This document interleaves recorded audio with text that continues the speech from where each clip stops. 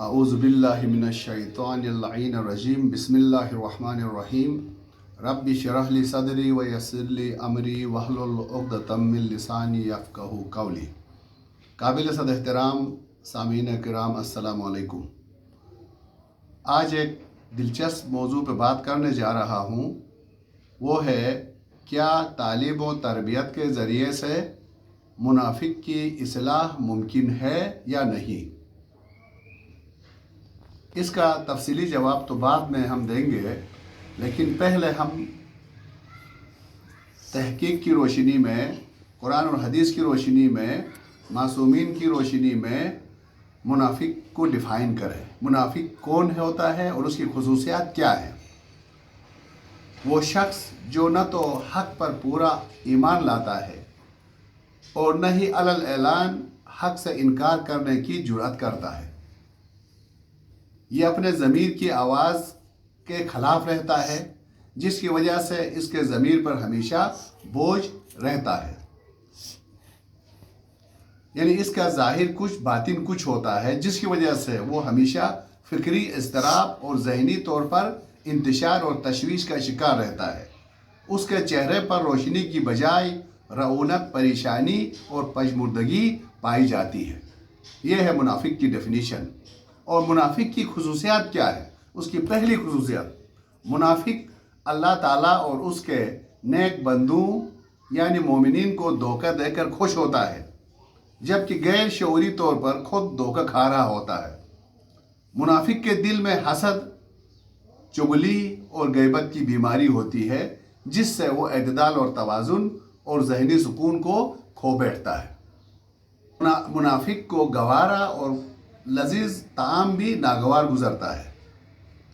सेहतमंद ग़िज़ा और तरबियत भी उस पर मुस्बित असर नहीं छोड़ती है। यानी इसकी मिसाल ऐसी है कि मुनाफिक के अंदर अच्छे ग़िज़ा, अच्छी नसीहत भी इस तरह बेअसर होती है, जैसे उबलते हुए जैतून के तेल में पानी डालने से वो बेअसर हो जाता है। मुनाफिक ज़हनी और रूहानी पेचिश का शिकार होने की वजह से माशरे का अमन और सुकून को बर्बाद करता है। वो किसी को खुश देखता है तो अंदर से परेशान हो जाता है। तो लिहाजा दहशतगर्दी, तखरीब कारी को वो माशरे की इस्लाह का नाम देता है। यानी वो हमेशा मायूस रहता है, जिसकी वजह से वो या खुदकुशी कर अपने आप को हलाक करता है या माशरे में मौजूद बेगुनाह लोगों को मारकर खुश हो जाता है। मुनाफिक हमेशा दीनदार, सच्चे और अच्छे लोगों को निचले दर्जे का लोग समझने लगता है, जबकि बदकार, शराबखोर, झूठे, धोखाबाज, रिश्वतखोर लोगों को जिसके पास नज़र आने वाली कुछ माल और दौलत नज़र आए तो वो उनके सामने अपनी नज़रें झुकाता है, उनको इज़्ज़तदार समझता है और दीनदार लोगों को हकारत की नज़र से देखता है। मुनाफिक बातिनी तौर पर कुछ होता है और ज़ाहिरी तौर पर कुछ और होता है। यानी वो गिरगिट की तरह रंग बदलता है। हकीकत में देखा जाए तो मुनाफिक अपना भी नहीं रहता है। तो मेरे प्यारे दोस्तों, यहाँ तक बात हुई मुनाफिक की तारीफ और उसकी खुसूसियात। अब सवाल ये है, क्या तालीम व तरबियत के ज़रिए मुनाफिक की इस्लाह मुमकिन है, उसकी किरदार साजी की जा सकती है, उसकी मनफी सोच को मुस्बित सोच में बदला जा सकता है।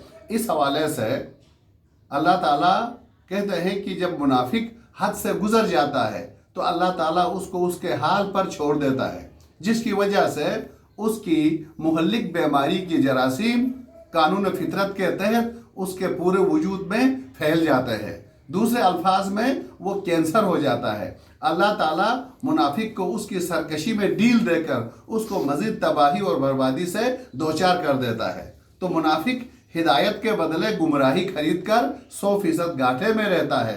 बज़ाहिर वो अपने आप को कामयाब समझने लगता है। वो नफ्सियाती तौर पर परेशान और अंदरूनी तौर पर इंतशार का शिकार, टूट फूट का शिकार रहता है, जिसकी वजह से तालीम और तरबियत का भी उसके वजूद पर कोई असर नहीं होता है। मुनाफिक बेसिकली तकब्बुर, गुरूर, खुदगर्जी, गलत चालाकी, परवरी और तासुबात और तंगनज़री का शिकार हो जाता है। इसलिए कि दी हुई नेमतें भी उस पर मुस्बित असर नहीं छोड़ती है। लिहाजा उसको तालीम और तरबियत के ज़रिए से उसकी इस्लाह मुमकिन नहीं है।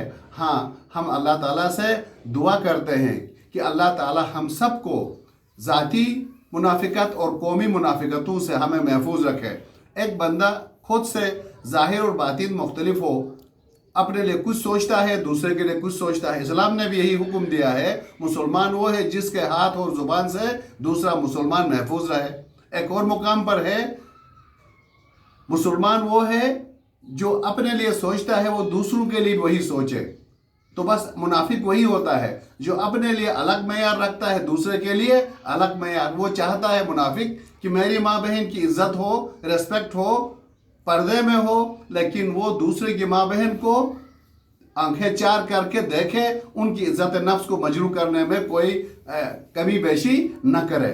اسی طرح منافق اپنے لیے معیارات اور بناتا ہے اور دوسری ریسٹ آف دا ورلڈ کے لیے اور معیار قائم کرتا ہے۔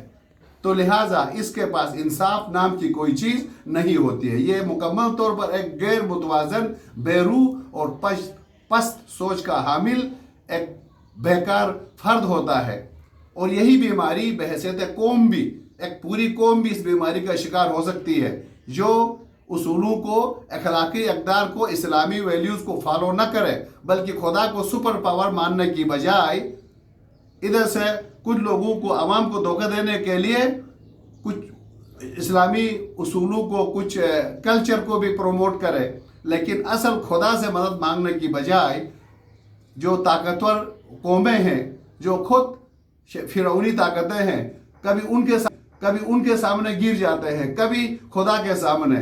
نہ تو یہ لوگ خدا کے ہوتے ہیں، نہ مکمل طور پر فرعونی قوتوں کے ہوتے ہیں۔ یہ نہ تین نہ تیرہ کا شکار ہو کر یہ نقصان اور خسارے میں رہتے ہیں۔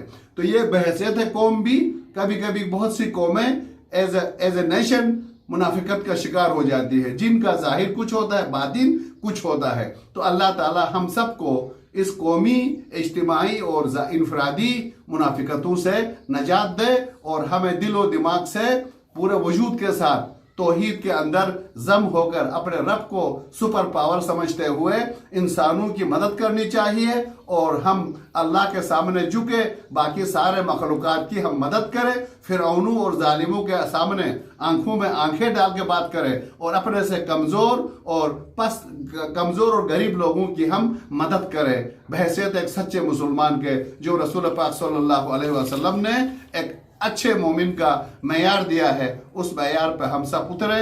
اللہ تعالی ہم سب کا حامی و ناصر ہو۔ والسلام علیکم ورحمۃ اللہ وبرکاتہ۔